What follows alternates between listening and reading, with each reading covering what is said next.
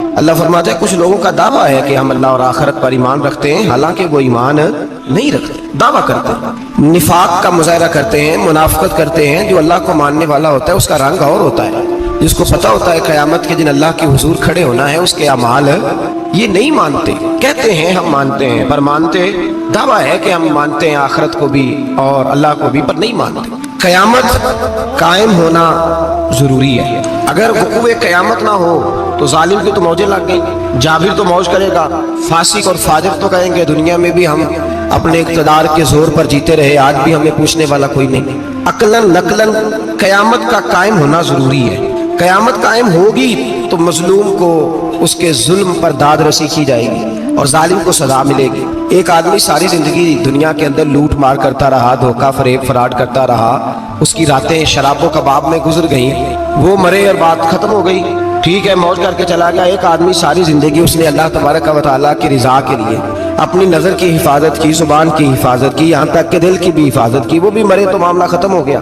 اس طرح تو پھر سرکش کا کچھ بنے گا ہی نہیں، نظام زندگی ساری اس کی سوچ ختم ہو کے رہ جائے گی اگر قیامت قائم نہیں ہو۔ قیامت کا قائم ہونا حق ہے، اس لیے قرآن مجید نے ایک جگہ پہ نہیں 20 جگہ پہ یہ بیان فرمایا ہے کہ قیامت ضرور قائم ہے، قیامت، اور وہ قائم ہو کر اپنے سارے لوازمات سمیت قائم ہوگی۔ میرے نبی پاک صلی اللہ علیہ وسلم نے فرمایا مظلوم کو حق ملے گا، ظالم کو سزا ملے گی۔ جابر اس دن اللہ کی بارگاہ میں رسوا کیے جائیں گے، جن پر جبر کرتے رہے انہیں اللہ کے حضور سے عطا کیا جائے۔ قیامت کا وقوع ہونا ضروری ہے، اور قیامت تو جب قائم ہوگی تب ہوگی۔ دنیا میں بھی ایسا ہوتا ہے، ظلم کا انجام ٹھیک نہیں ہوتا، جبر کا انجام، جھوٹ کی زندگی لمبی نہیں ہوتی، دھوکے فریب فراڈ ملمہ سازی، ان چیزوں کی عمریں اللہ نے تھوڑی رکھی ہے۔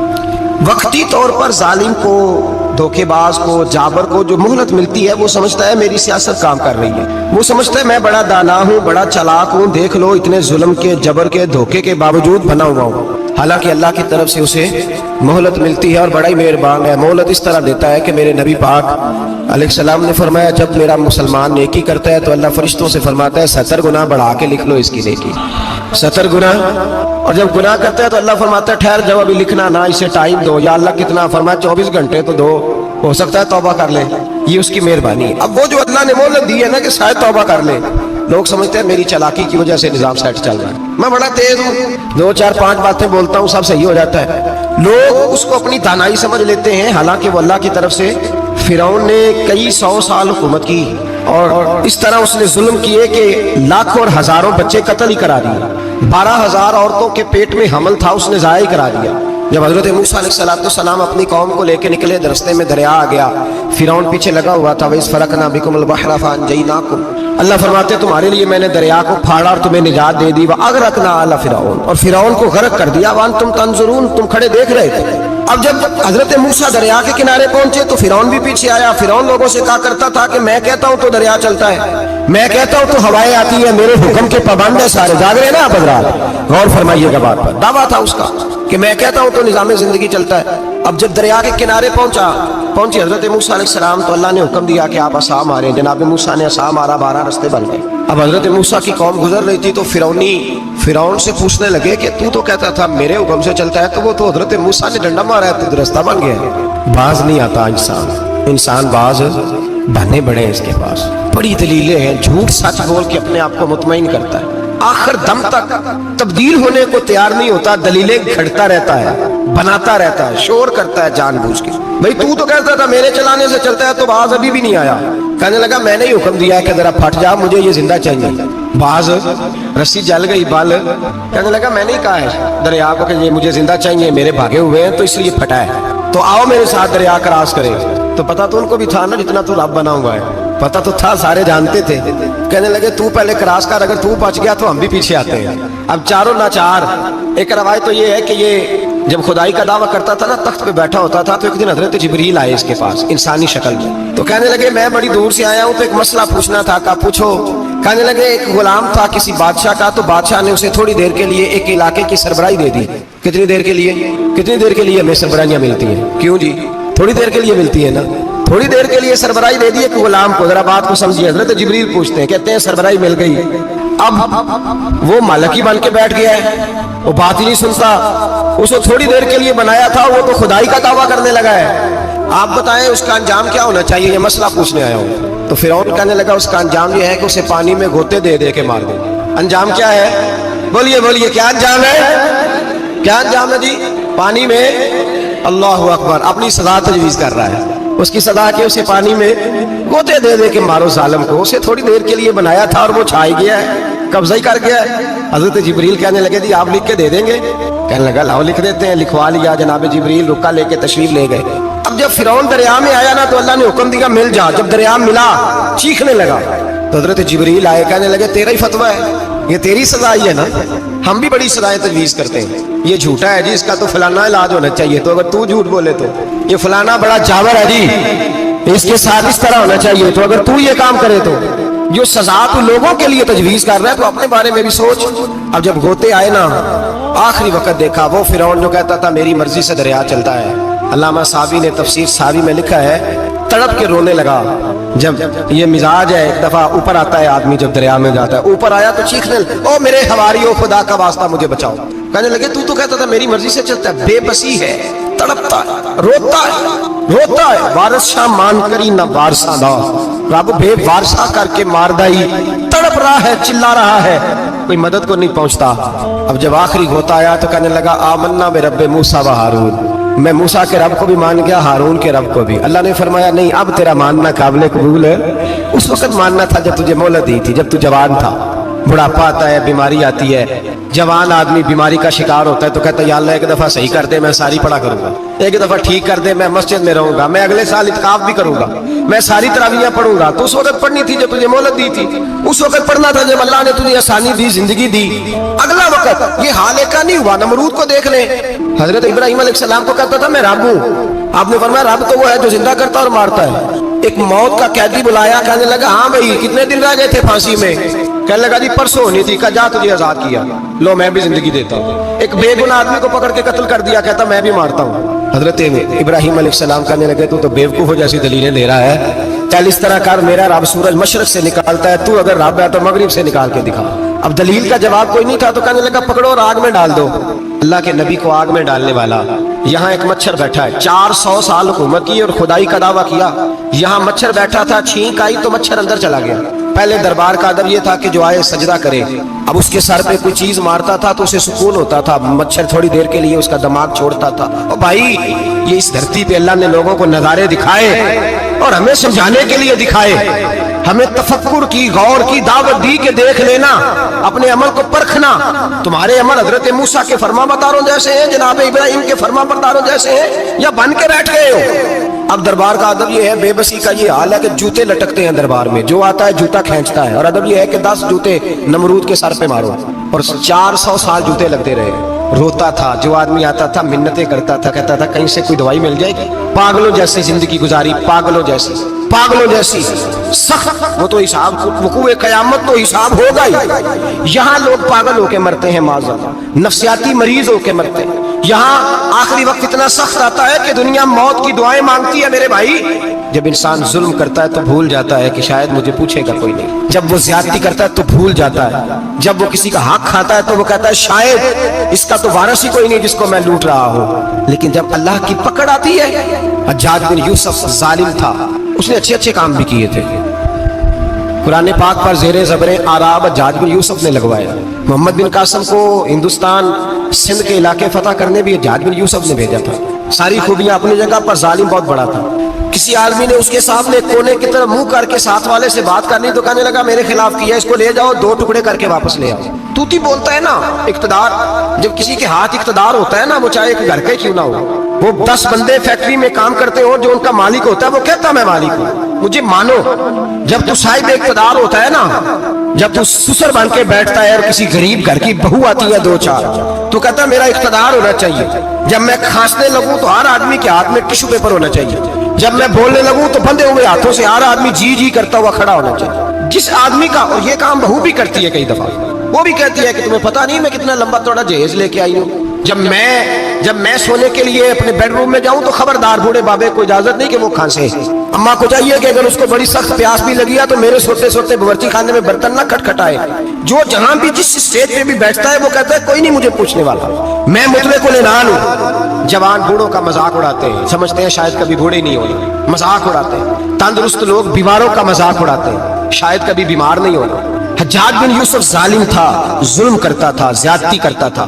حضرت سعید بن جبیر ایک تابعی بزرگ تھے, اتنے بڑے بزرگ تھے کہ ساری رات نماز پڑھتے تھے, سارا سال روزہ رکھتے تھے. ایک دن انہوں نے منبر پہ بیٹھ کے کہا کہ حجاج ظلم سے باز آ جائے ورنہ اللہ کی لاٹھی بڑی بے آواز ہے. اللہ کی لاٹھی, اس کا کیا مطلب ہوتا ہے؟ اس کا مطلب ہے جب رب کی لاٹھی چلتی ہے تو اس کی آواز, جی اس کا پہلے کوئی پیغام, وہ پہلے اعلان نہیں کرتا کہ تگڑے ہو جاؤ لاٹھی چلنے لگی ہے. لاٹھی چلتی ہے پر اس کی آواز, سمجھ آ رہی ہے میری بات کی؟ جمعۃ الوداع کے لیے تشریف لانے والے عوام خاص غور فرمائیے گا. حجاج بن یوسف کو پتا چلا کہ حضرت سعید بن جبیر نے میرے خلاف بات کی, بلا لیا. کہنے لگا تو نے میرے خلاف بات کی ہے؟ فرمانے لگے کی ہے. کہنے لگا تجھے پتا ہے میں قتل کر دوں گا. آپ فرمانے لگے نہ تو زندگی کا مالک ہے نہ موت کا مالک ہے, تو کیسے قتل کر؟ کہنے لگا تجھے پتا ہے میرا. فرمایا میں نے تجھے نہیں, میں نے تو کئی شداد, کئی حماد, کئی قارون, کئی فرعون, کئی نمرود دیکھے, کئیوں کی داستانیں سنی. تو کون ہے؟ تو چھوٹا سا ہے. ایک جملہ ہے مولانا جلال الدین رومی کا, بڑے درویش تھے, ایک بات کہہ گئے. کہنے لگے نمرود جتنے پیسے نہیں, فرعون جتنی حکومت نہیں, قارون جتنی دولت نہیں.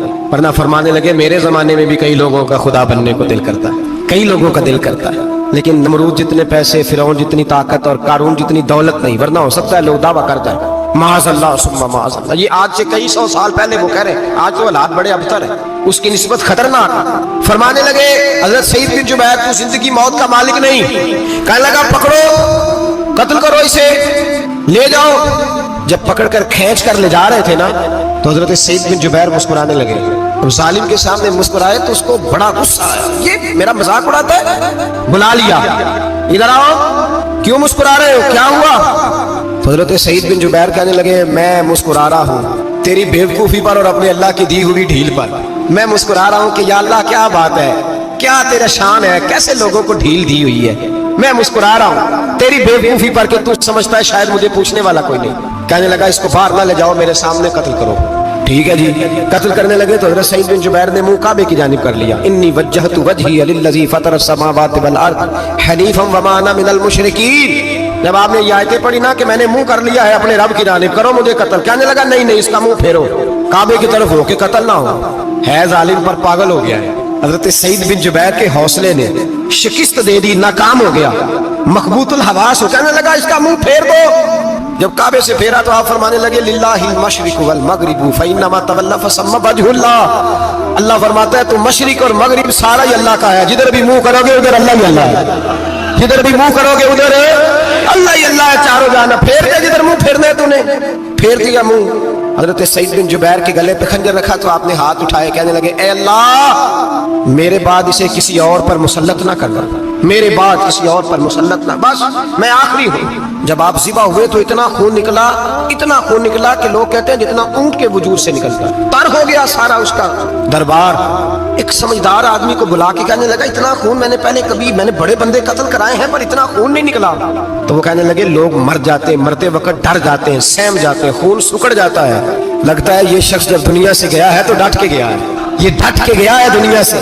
حجاج بن یوسف رات کو سویا تو تڑپ کے اٹھا, کیا ہوا؟ گھر والے کہنے لگے کیا ہوا؟ کہنے لگے سعید بن جبیر خواب میں آیا اور کہتے ہیں اٹھ مجھے بتا تو نے مجھے کیوں قتل کیا, بتا بتا کیوں مارا. اگلی رات پھر سویا تو وہی خواب, پھر سویا تو وہی. گناہ نفسیاتی مریض بنا دیتا ہے, ظلم تجھے مخبوط الحواس کر دیتا ہے. جب تو زیادتی کرتا ہے تو اللہ فرماتے ہیں کہ میں, تو اللہ کو بھولتا ہے, اللہ تجھے اپنا آپ بھلا دیتا ہے. پھر تو بھول جاتا ہے, پھر تو سیدھے رستے پہ چلتا ہے پر بھٹک جاتا ہے, پھر تو صحیح رستوں کا تعین کر کے بھی گمراہ ہوتا ہے, پھر تو روز وہی گاڑی چلاتا ہے پر اب جب تو بریک لگاتا ہے تو نہیں لگتی. جب گناہوں کے ساتھ تو مخبوط الحواس ہوتا ہے تو روز وہ کاروبار کرتا ہے, لیکن جب تیرے گناہ تجھے گھیر لیتے ہیں پھر اسی کاروبار میں تو نقصان اٹھاتا ہے. حجاج بن یوسف تڑپتا ہے, روتا ہے, یہاں تک کہ بیمار ہو گیا. پیٹ میں درد ہوتی ہے, پتہ نہیں کیا ہوا, تکلیف ہوتی ہے, پتہ نہیں. سارے حکیم, طبیب, ڈاکٹر کوئی نہ سمجھ سکا کہ بیماری کیا ہے. جو بیماریاں خدائی ہوتی ہیں ان کا لوگوں کو پتا, جو آزمائشیں رب کی جانب سے ہوتی ہیں وہ ڈاکٹروں کے ہتھے نہیں چلتی. جو تکلیفیں اللہ دیتا ہے ان کا حکیم طبیب علاج नहीं कर पाते, मुश्किल। और शिफा उसी वक्त होती है जब अल्लाह देना चाहे, और जब रब ही देना ना चाहे तो बड़े बड़े डॉक्टर कहते हैं कि हमारे बस की बात नहीं रही। बगदाद से हकीम आए, पेट देखा, कहने लगे ना तेरे मैदे में कोई दिक्कत है, ना तेरे जिगर में, ना किसी और जगह, माजरा क्या है? एक आखिरी इलाज है, आखिरी। वो क्या? गोश्त का छोटा सा टुकड़ा धागे के साथ बांध के मुंह में डाला, और फिर एक बारीक सा तिनका लेके उसको अंदर डालने लगे गले में। वो गोश्त का टुकड़ा जब हलक के अंदर उतर गया, उस हकीम ने वापस खींचा तो कैसे ऐसी बदबू आई जैसी कभी सोगी न थी। जानवर, कीड़े मकोड़े लगे हुए बाहर निकले, और जब देखा तो जितने महल में लोग बैठे थे चिल्लाते हुए निकल गए कि ये क्या मुसीबतें हैं। हकीम भी उठ के दौड़ने लगा। कहा तुझे क्या हुआ? कहने लगे हज्जाज तेरी बीमारी जमीनी नहीं, तेरी मुसीबत जमीनी नहीं। कहा मेरी मर्ज तक तुम क्यों नहीं पहुंच पा रहे? तो कहने लगे लगता है तू बद्दुआ का मरीज है, लगता है तू जुल्म का मरीज है, तू जबर का मरीज है। तड़पता रहा, सिसकता रहा। एक वक्त वो भी आया कि घर वालों ने कमरे में बंद करके ताला लगा दिया, दीवार से टक्करे मारता। ओ भाई, जो गुनाहों के बीमार होते हैं उन्हें शिफा नहीं होती, जो जुल्म, जबर, बर्बरियत के बीमार होते हैं उन्हें सुकून कल्बी मुयस्सर नहीं आता। दवाइयां उन बीमारियों की बनी हुई है जो बीमारियां जमीनी हैं, जो बीमारियां खुराक की बदपरहेजी से होती हैं, जो गुनाहों की बदपरहेजी से होती हैं, उनकी बीमारियां, उनकी शिफा तौबा है, उनकी शिफा रुजू इल्लाह है, उनकी तौबा अल्लाह से माफी मांगने से शिफा होती है। हज्जाज जब मरने लगा तो बुलाया, ये रंग भी जरा बुलाया कीजिएगा, 2-4 करीबियों को बुलाया। पता होता है ना अपने करतूतों का आदमी को, पता सारा है सरदार मुकीतिया का, जब पता होता है सारा। बुला के कहने लगा जब मैं मर जाऊं तो मुझे रात को दफन करना। क्यों भाई, औरत है? कहने लगा नहीं, रात को दफनाना। ठीक है, रात को दफना देंगे। फिर कहने लगा जब सुबह हो जाए तो सुबह होने से पहले पहले मेरी कब्र जमीन के बराबर कर देना, निशान मिटा देना। का वजह तू कलमा पढ़ता है, हुजूर का हुक्म है कि कब्र कम से कम एक बालिश, एक गेट ऊंची होनी चाहिए जमीन से कम से कम, तो तू तेरी कब्र मिटा दे। वजह पता होता है अपने जुल्मों का। कहने लगा मुझे पता है लोग मेरे मरने के बाद मेरी कब्र भी नहीं छोड़ेंगे। दुनिया में तो मेरे जबर की वजह से कोई आ ना सका, लेकिन मेरी कब्र भी लोग जनाजों में बातें शुरू कर देते। जनाजों में मैंने ऐसी भी दास्तानें सुनी है कि कोई मरा तो लोग जूतों का हार कब्र पे डाला है। नहीं भाई, तू जब जिंदा था तो तेरे जबर जुल्म की वजह से नहीं को बोल सका। एक तो एक कयामत में हिसाब होगा, यहाँ दुनिया में हिसाब होने लगता है। इतनी लंबी जुबानें लोगों की लटक कर मरते वक्त बाहर निकल आती हैं। दुआ करें, जुमा है, अल्लाह ताला ईमान की मौत अता फरमाए। दुआ फरमाए रब ताला अल्लाह तबारक व तआला तौबा करके जाने की तौफीक अता फरमाए। जागे जागे और सुने और दुआ करे, ए अल्लाह तू हमें जुल्म से वैसे ही महफूज फरमा।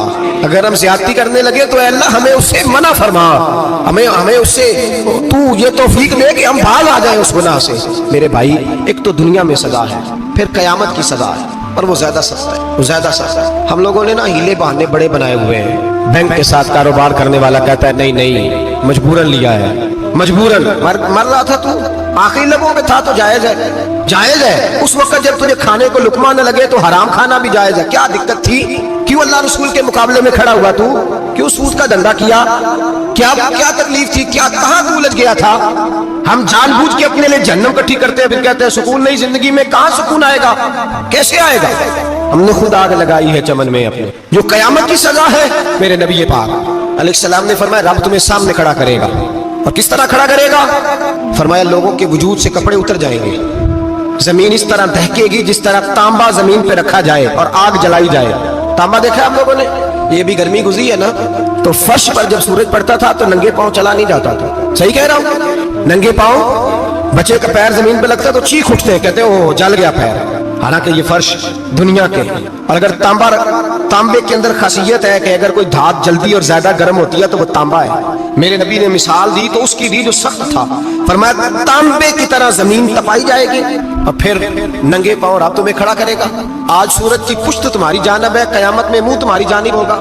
नेजा आपने देखा होगा, नेजा होता था। फरमाया ये जो तुम नेजे देखते हो सिर्फ 1.25 नेजे के बराबर सूरज करीब आ जाएगा और फिर अल्लाह तुम्हें सामने खड़ा करके तुमसे सवाल जवाब करेगा। और हुजूर ने कह दिया है तो अब किसी नात खां के कहने से बात बदल सकती, किसी पीर के कहने से जुमला बदल सकता, किसी खतीब के कहने से फिक्र ना करना वो सामने जन्नत पड़ी है, अब बात बदल सकती। खुदा की रहमत पर भरोसा रखना जरूरी है, नबी पाक की शफाअत की उम्मीद रखना, बोलिए। लेकिन जो हुजूर ने बयान किया है उसको मानना भी ये भी जरूरी है। मेरे नबी पाक ने फरमाया अल्लाह तुमसे हिसाब लेगा और अल्लाह पूछेगा, तुमने जवाब देना है। हुजूर किस किस शय का? फरमाया जो पहनते हो उसका जवाब नहीं देना, जो खाते हो उसका जवाब नहीं देना, जो अल्लाह के रास्ते में देते हो उसका जवाब, बाकी हर शय का जवाब देना है। ओ उधर जो प्लाट है उसका भी जवाब देना है, और जो जी वो जो बच्चों को पैसे बताए उनका भी जवाब देना है, जो छुपाए हैं उनका भी।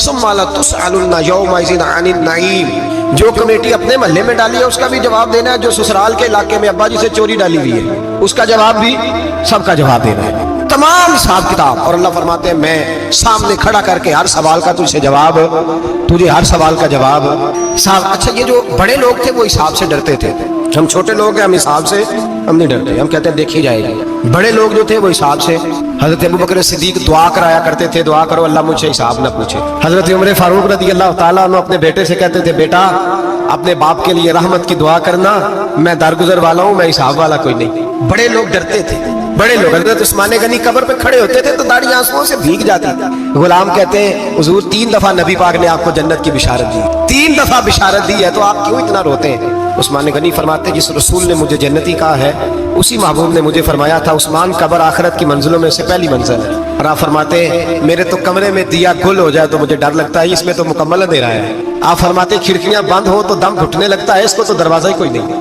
रोशनदान तक नहीं। भाई जो बड़े थे वो डर रहे थे। मौला अली शेर खुदा नमाज का वुजू करके कांपते थे, कांपते। अली आप मरहब के सामने नहीं कांपे, खैबर का दरवाजा उखाड़ते नहीं कांपे, बदर ओहद खंदक हुनैन और खैबर में नहीं कांपे, तो यहाँ आप फरमाने लगे मालिक के सामने जाते हुए डर आता है। बड़े लोग कांपते थे, बड़े लोग। आज कौन सा जुमा है? सारे बोलिए। हालांकि ये अगले साल दोबारा आएगा, हमारा नहीं पता कि हम विदा हो जाएंगे क्या बने। ये कौन सा जुमा है? आया जुमा विदा आए हम। आज एक फिक्र लेकर के जाना, एक सोच, जहां रोज रात को बेटे की टेंशन, बेटी की टेंशन, भाई की टेंशन, पोते की टेंशन होती है ना, एक टेंशन और अपने आज एक टेंशन बढ़ा लो, कब्र की टेंशन पैदा कर लो, क़यामत की थोड़ी सी फिक्र कर लो, थोड़ी सी एक लम्हे के लिए सही थोड़ा ख्याल पैदा करें। हजरत हसन बसरी नाम सुना हुआ है ना, ये हजरत अली के शागिर्द हैं, नबी पाक के घर में आ जाते थे कई दफा, बच्चे थे जब। हजरत हसन बसरी ताबी हैं, फरमाते हैं खाना काबा में उम्रा करने गया, तवाफ काबा कर रहा था तो बड़ा अजीब मंजर हुआ, रात की तन्हाई हुई। उस वक्त कई दफा तवाफ बंद भी होता था, इसलिए एक रश कम होता था तो रात को सब सो जाते थे। कहते रात जरा गहरी हुई तो लोग अपना अपना खैमा लेके जाते थे, अब तो होटल है ना तो खैमे लगते थे, लोग खैमा लेके जाते थे, जहां जगह मिलती थी खैमा लगा के रहते थे। फरमाते मैं रात को सोया खैमे में, एक दर्दनाक आवाज आई, मीठी है धीमी है पर दर्द बड़ा। कोई रोने वाला रो के कहता है अल्लाह हिसाब क़यामत में मुझसे ना लेना, ऐ अल्लाह तन्हाई में जितना मर्जी हिसाब लेना पर लोगों के सामने ना लेना। और फिर कहता है अल्लाह फजल तो तब करे जब तू मेरा हिसाब पूछे ही ना। फिर चंद मिनट गुजरे तो फिर वो रोने लगा, मेरे कानों में आवाज आई, कहने लगा अल्लाह हिसाब तो उनका लिया जाता है जो हिसाब के काबिल होते हैं। आला हज़रत कहते हैं ना रजा से तू क्या हिसाब लेगा, रजा भी किसी हिसाब में है। ऐ अल्लाह मैं काबिल नहीं, मुझसे हिसाब ना लेना। कहते थोड़ी देर गुजरी तो फिर वो रोने लगा, फिर जरा सांस संभले तो फिर कहने लगा ऐ अल्लाह मैं तो लोगों को कोई बंदा हिसाब पूछ ले तो नहीं दे सकता, मैं तुझे कैसे हिसाब दूंगा। फिर तड़पने लगा। कहते थोड़ी देर गुजरी तो फिर एक लफ्ज उन्होंने कहे रोने वाले ने, कहने लगे अल्लाह देख तेरे महबूब का फरमान है जो माफी मांगे तो उसे माफ कर दिया करता है। ऐ अल्लाह मैं माफी मांगने आया हूँ और मस्जिद नहीं आया, मैं काबातुल्लाह ही आ गया हूँ। कहते हैं वो इतना रोए कि चीख आई उनकी, और जब धड़ाम से कोई जमीन पे गिरा तो मैं परेशान हुआ कि अब तो बेहोश हो गया। फरमाते हैं मैं जोर से उठा फटाफट और उस शख्स की तरफ बढ़ा। मेरे दिल में ख्याल है कोई गुनाहगार है बेचारा, तो चलो मैं भी दुआ करता हूँ, इसको कहता हूँ बेटे फिक्र न कर, अल्लाह तेरी मदद करेगा। फरमाते मैं गया इस नीयत के साथ कि मैं कहूंगा चलो उठो तुम भी दुआ करो, मैं भी करता हूँ, अल्लाह हमसे हिसाब ना पूछे। कहते मैं गया तो वो शख्सियत बेहोश पड़ी थी, काले स्याह बाल उनके चेहरे पे बिखरे हुए थे। कहते लोगों जब मैंने जुल्फे हटाई चेहरे से तो मेरा वजूद कांपने लगा आसमान टूट पड़ेगा, जमीन फट जाएगी, सितारे बिखर जाएंगे, आज बह जाएंगे समुंदर। फरमाते मेरी चीखें निकल गई, ये कोई गुनाहगार तो नहीं, ये तो हजरत फातिमा के पोते इमाम ज़ैनुल आबिदीन है, ये तो इमाम हुसैन का वो बेटा है जो करबला में तन्हा बजे थे। फरमाते मैं इमाम का चेहरा देखा तो भाग के आया और मैंने अपनी दाढ़ी उनके पैरों के साथ मस की और मैंने कहा हुजूर उठिए। इमाम उठे तो मैंने कहा ओ शहजादे तेरे तो इशारे से अल्लाह कई गुनाहगारों को बख्शेगा, तेरी तो दुआ से अल्लाह बख्शेगा, ये क्या कर रहे हो। तो इमाम ज़ैनुल आबिदीन कहने लगे हसन बसरी इधर आ यार, इधर आओ बुजुर्ग हो, मेरे दादा के पास रहने वाले हो, میں نے نا آج ہی سنا ہے کہ اس کا عذاب بڑا سخت ہے، آؤ میرے لیے دعا کرو۔ اللہ پاک مجھ سے حساب نہ پوچھے، کہا حضور نہ کریں۔ آپ فرمانے لگے تجھے نہیں پتا کچھ چیزیں ایسی ہیں کہ رب نے اگر حساب پوچھا تو میں واقعی جواب نہیں دے پاؤں گا، چل کر میرے لیے دعا۔ کہتے میں نے ہاتھ باندھے، حضور میں نہیں کرتا، اٹھا فرماتے میں نے ہاتھ اٹھائے، میں نے کہا اے اللہ تیرے رسول کا شہزادہ ہے، یہ تیرے رسول کا شہزادہ ہے، یہ کہہ رہا ہے تو فضل کر۔ او بھائی جو بڑے تھے وہ تو تڑپتے تھے، سسکتے تھے۔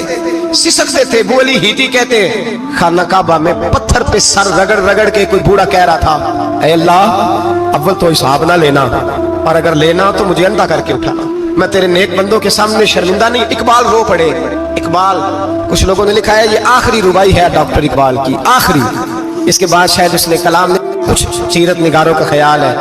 اقبال مدینے کی طرف منہ کر کے کہنے لگے تو غنی ازہر دو عالم من فقیر، اللہ تو غنی ہے میں تو فقیر ہوں، روز محشر عذر ہائے من پذیر، اے اللہ اول تو میرا کوئی عذر قبول کر لینا محشر کے دن، اور اگر نہ کرنا ہوا اگر تمہیں بینم حسابم نہ گزیر، اگر ضرور ہی میرا حساب لینا ہے، اے اللہ اگر تو نے ضرور لینا ہے، اے اللہ اگر ضرور ہی لینا حساب، اول تو میرا عذر مان لینا، میری کمزوری پہ رحم کرنا، اے اللہ میرے بڑھاپے پر میری کمزوری پر رحم کرنا، اگر ضرور حساب لینا ہے از نگاہ مصطفیٰ پنہا بگیر، تو اے اللہ ذرا حضور کی نگاہوں سے اوجھل کر کے لینا، اے اللہ مجھے شرم آئے گی، میرے مصطفیٰ کریم فرمائیں گے میں تو تجھے ہر بات سمجھا کے آیا، ایک جگہ تیری رہنمائی کر کے آیا، تو کیسے عمل کما، ذرا اوجھل کر کے از نگاہ مصطفیٰ پنہا بگیر، ذرا حضور کی آنکھوں سے اوجھل کر کے سائیڈ پہ کر کے لینا، میں برداشت نہیں کر پاؤں گا۔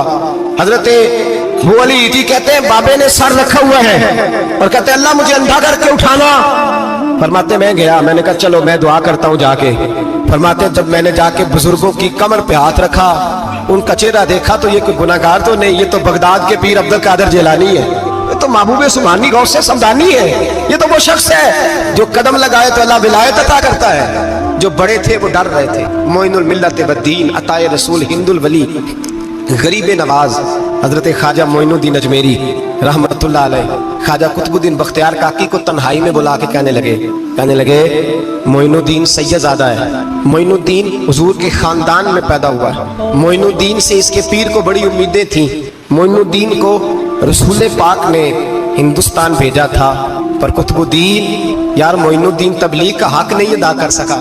حضرت خواجہ قطب الدین کہنے لگے حضور 90 لاکھ تو مسلمان کر دیے، اور کیا حق تھا؟ فرمایا نہیں، جب تو تہجد کی نماز پڑھے نا بیٹا اپنے لیے دعا مانگنا تو خدا سے کہنا مولا میرے پیر کی کوتاہیاں معاف کر، وہ جس اعزاز کا تھا وہ کام نہیں کر سکتا، جو بڑے تھے ان کی تو باتیں بڑی تھی، یہ جو ہم چھوٹے آئے ہیں نا نئے ٹکٹیں دیتے پھرتے ہیں، ٹکٹیں، بے نمازی جاہل ان پڑھ بھی ٹکٹیں بانٹتا ہے لوگوں کو، تو بھی بخشا ہے تو بھی بخشا ہے، وہ 90 لاکھ لوگوں کو رائے حق پر لگا کے بھی کہتے تھے نہیں حق تو یہ ہے کہ حق ادا نہ ہوا، حق تو یہ ہے کہ حق کوئی شاہی پلے نہیں، ڈٹا ہوا کھڑا ہے مسلمان، ڈٹا ہوا، یہ حساب سنے۔ کسی نے حضرت ابو ہریرہ سے کہا کہ کوئی ایسی حدیث سناؤ جو آپ کو بھی بڑی محبوب ہو، حضرت ابو ہریرہ نے چیخ ماری، رونے لگے اور بے ہوش ہو گئے، پھر ہلایا پانی پلایا، اٹھے، کہا حضور بات کی تھی حدیث سنائے، پھر رونے لگے۔ ہمیں تو نہیں نہ رونا آتا، ہمیں تو تب آتا ہے جب بیٹا بات نہ مانے، ہمیں تو تب آتا ہے جب کاروبار میں نقصان ہو جائے، ہمیں تو تب رونا آتا ہے جب ہمارا کوئی دوست ہمارے بارے میں غلط بات کر دے، بے عزتی دنیا کی ہو جائے۔ حضرت ابو ہریرہ 3 دفعہ ہوش آیا، 3 دفعہ روئے اور کہنے لگے عزیزو یہ وہ والی حدیث ہے کہ میں سوچتا بھی ہوں تو میں تڑپ اٹھتا ہوں۔ کہا کون سی حدیث؟ تو حضرت ابو ہریرہ کہنے لگے میں نے نبی پاک سے سنا ہے قیامت میں سب سے پہلے علماء کا حساب ہوگا، سب سے پہلے علماء کا۔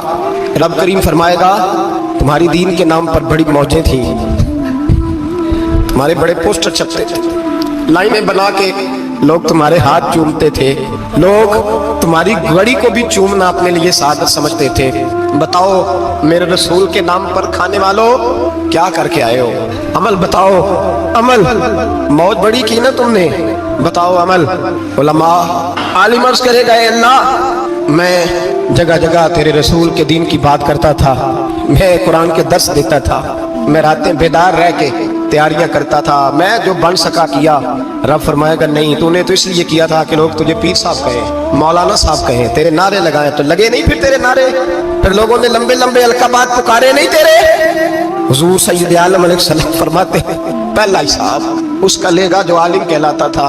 रब पूछेगा तुझे ताकत दी, हिम्मत दी, बोलने की सलाहियत दी, अपने फजल से दी, बता क्या कमा के आया। हजरत अबू हुरैरा रोते हैं, कहते हैं मैं भी तो हदीसें सुनाता हूँ, मैं भी तो आलिम हूँ, मेरे पीछे भी तो लोग भागते हैं। लोगों बताओ अगर अल्लाह ने अबू हुरैरा से पूछा तो क्या जवाब देगा? अल्लाह फरमाएगा उलमा के लिए, बुखारी मुस्लिम है, इन्हें उठाओ और जहन्नम में डाल दो।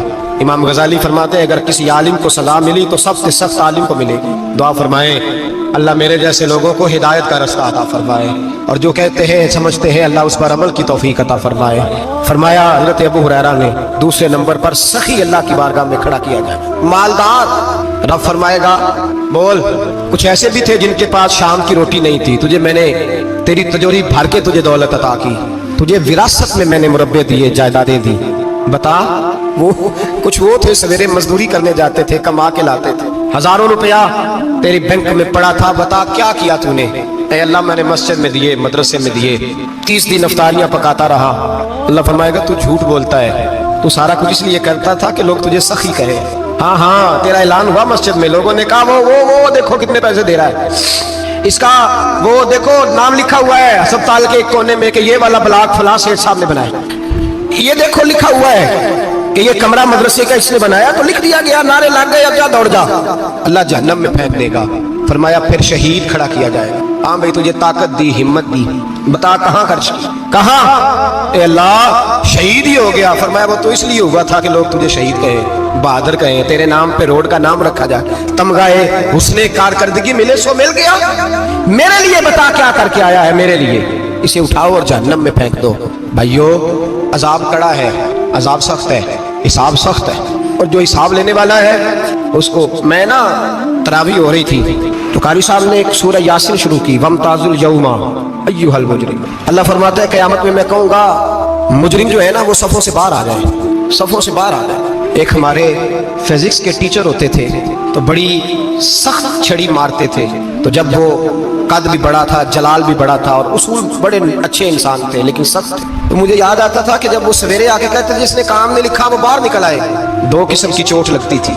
एक तो ख्याल ये आता था कि शर्मिंदगी बड़ी होगी कि सारे स्टूडेंट बैठे हैं और 2 3 4 उनको कहा आप मुर्गे बन जाओ, बड़ी शर्म आती थी।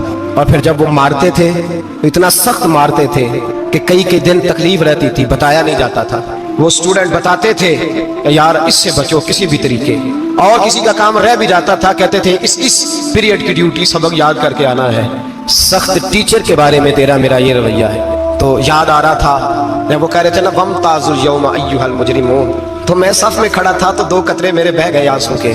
मुझे साथ बच्चा कहने लगा तबीयत ठीक है, मैंने कहा तबीयत तो ठीक है, कुछ याद आ गया है कि मैदान महशर में यहाँ तो छुपे हुए ना ऐब, छुपे हुए, और भाई रब बड़ा करीम है, ऐबों के बावजूद नवाजता है।